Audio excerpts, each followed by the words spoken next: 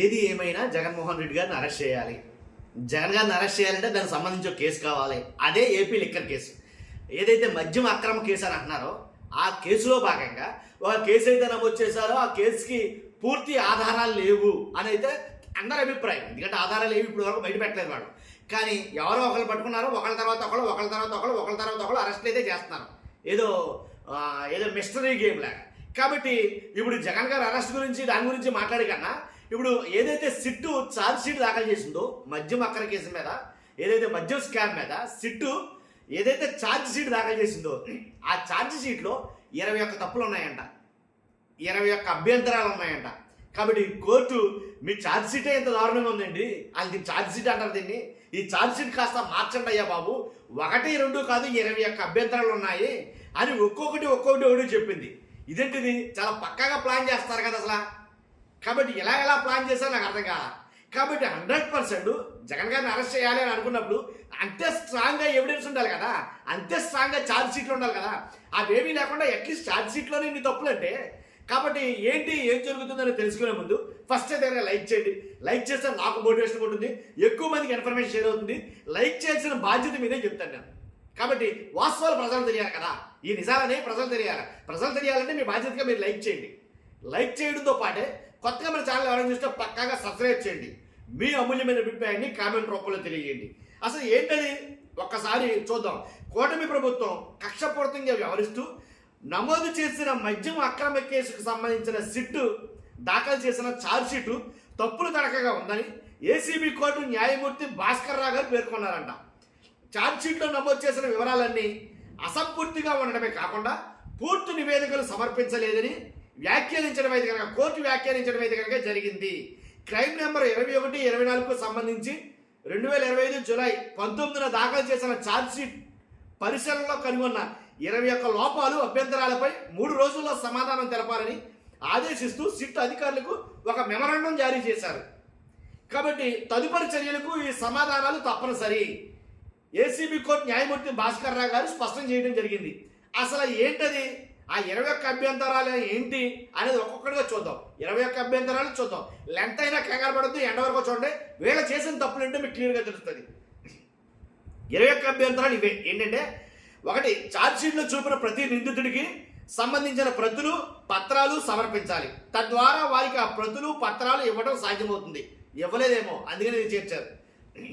అవినీతి నిరోధక చట్టం పీసీ యాక్ట్ 1988 సెక్షన్ 19 ప్రకారం సంబంధిత అధికారులు ముందస్తు అనుమతి లేకుండా ఛార్జ్షీట్ ఎలా చెల్లుబాటు అవుతుందో స్పష్టంగా తెలియజేయాలి. 3, పాత పీసీ యాక్ట్ 1988 ప్రకారం సెక్షన్లు 7, 7A, 8, 9, 12, 13, 1B, 13(2) ఈ కేసులో ఎలా వర్తిస్తాయో వివరించాలి. అర్థమైందిగా. సిఆర్పిసి 161 సెక్షన్ లేదా బిఎన్ఎస్ఎన్ఎస్ ఏదైతే 180 కింద ఎందరు సాక్షులను విచారించారో ఛార్జ్షీటు, పత్రాల జాబితాలను లిస్ట్ ఆఫ్ డాక్యుమెంట్స్ చూపాలి. అవి కూడా చూపలేదు అనుకుంటా. 5, సిఆర్పిసి 164 సెక్షన్ లేదా బిఎన్ఎస్ఎస్ 183 కింద ఎందరు సాక్షులను విచారించారో ఛార్జ్షీట్ పత్రాల జాబితాలో చూపాలి. పత్రాల జాబితాలో ప్రతి పత్రానికి సంబంధించిన వివరణ, డిస్క్రిప్షన్ సరైన విధంగా పేర్కొనాలి. 7 చూసుకుంటే అందరు మధ్యవర్తులు, మీడియేటర్స్ నివేదికలు, స్వాధీనం, సీజర్ నివేదికలు పత్రాల జాబితాలో పొందుపరచాలి. 8 చూసుకుంటే ఎఫ్ఐఆర్, రిమాండ్ రిపోర్ట్, ఛార్జ్షీట్తో దాఖలు చేసిన పత్రాలన్నీ పూర్తి వివరణలతో పత్రాల జాబితాలో ఉండాలి. తర్వాత 9 చూసుకుంటే సాక్షుల జాబితా, పత్రాల జాబితా సరైన ఫార్మాట్లో సమర్పించాలి. 10, ఛార్జ్షీట్లో మెటీరియల్ ఆబ్జెక్ట్స్ వాటి సిపి నంబర్లను స్పష్టంగా పేర్కోవాలి. 11, సాక్షుల జాబితా, పత్రాల జాబితా చివరి పేజీలపై దర్యాప్తు అధికారి సంతకం ఖచ్చితంగా ఉండాలి. 12, ఛార్జ్షీట్లో నిందితుల క్రమ సంఖ్యలు క్రైమ్ రికార్డులో ఉన్న వాటికి సరిపోవడం లేదు, వీటిని సరిచూడాలి. అలాగే 13 చూసుకుంటే ఛార్జ్షీట్లో దర్యాప్తు కొనసాగుతుందని కంటెంట్లో ఉన్నా అది ప్రాథమిక ఛార్జ్షీటా లేక తుది ఛార్జ్షీటా అన్న విషయాన్ని ఎక్కడా పేర్కొనలేదు. 14, కొన్ని ఎఫ్ఎస్ఎల్ రిపోర్ట్లు దాఖలు చేయకుండా ఛార్జ్షీట్ ఎలా చెల్లుతుందో తెలపాలి.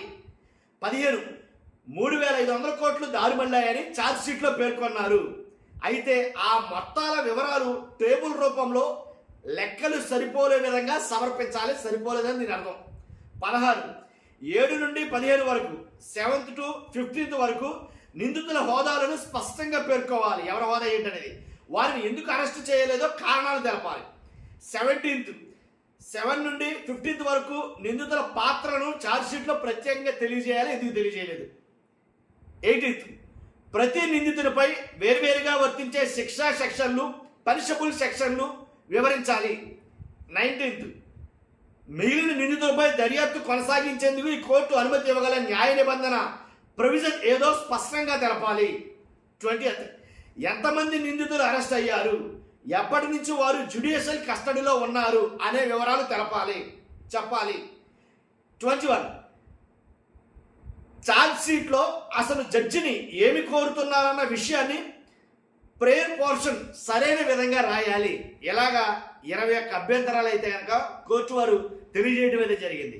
కానీ ఇన్ని అభ్యంతరాలు పెట్టుకుని ఛార్జ్ షీట్లు ప్రిపేర్లు చేసేస్తే పై ఇదేమో పేరు మోసిన కేసు. దీని గురించి డైలీ వార్తలు చూద్దాం, ఇలా ఉంది దీని పరిస్థితి. చూస్తున్న మీరు అందరూ కూడా మీ అభిప్రాయంలో ఖచ్చితంగా కామెంట్ రూపంలో తెలియజేయండి. ఫస్ట్ అయితే లైక్ చేయండి, కొత్తగా మన ఛానల్ చూస్తే సబ్స్క్రైబ్ చేయండి. Thank you very much.